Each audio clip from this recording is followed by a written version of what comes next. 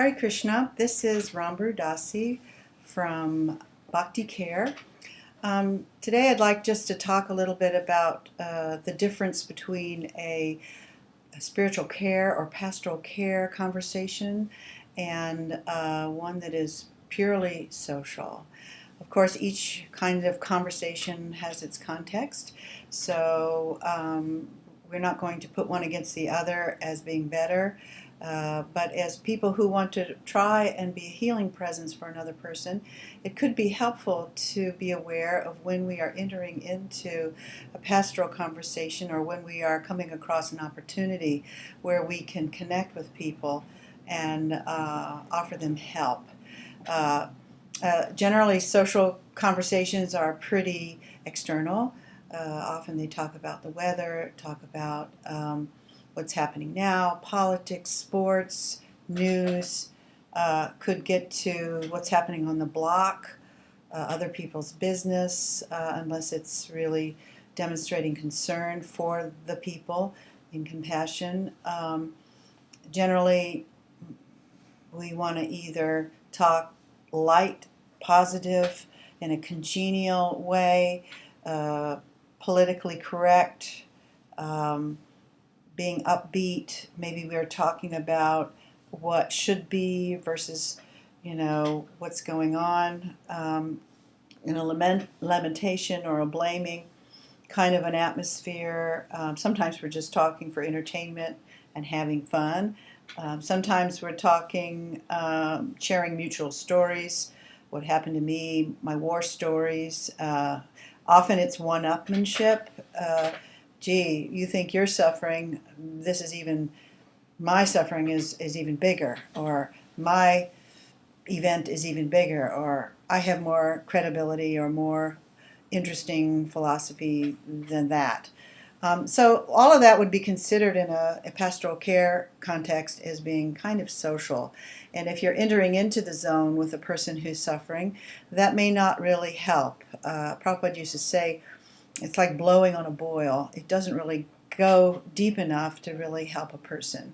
In a pastoral care conversation, what we are focusing on is, as the listener, the other person, not looking for an opportunity to share our story, but to really hear the other person's story. And that might mean being open and available to hearing the tensions in a person's story. Whereas in a social conversation, you might start to hear the tension in a person's voice and immediately run the other way, or go, don't really have time for that right now, don't want to hear it, don't want to pollute my consciousness to hear all that stuff, not knowing what to do with it. In a pastoral care conversation, we might try to create comfort in a person by facing what they're going through, rather than looking outside themselves for a cause or a solution, but looking inside themselves for the resources they have within them to solve their own problem. In a pastoral care conversation, we are looking to try and help a person share themselves or share their story. And our role as the listener is to try and understand and communicate that we understand, and communicate that we are compassionate and being non-judgmental. The person who you're listening to who is hurting might be talking about what's happening now, and that would be appropriate information for the conversation, and it certainly can be a step to solving the current problem by knowing what it is and talking about it. Different than a social conversation, which might be generalizing or talking globally about something, or universalizing things, speaking in we or they language rather than I language. We as the listener would try to help the person speaking to use I language and be specific about what's happening to them, and name and claim what's happening.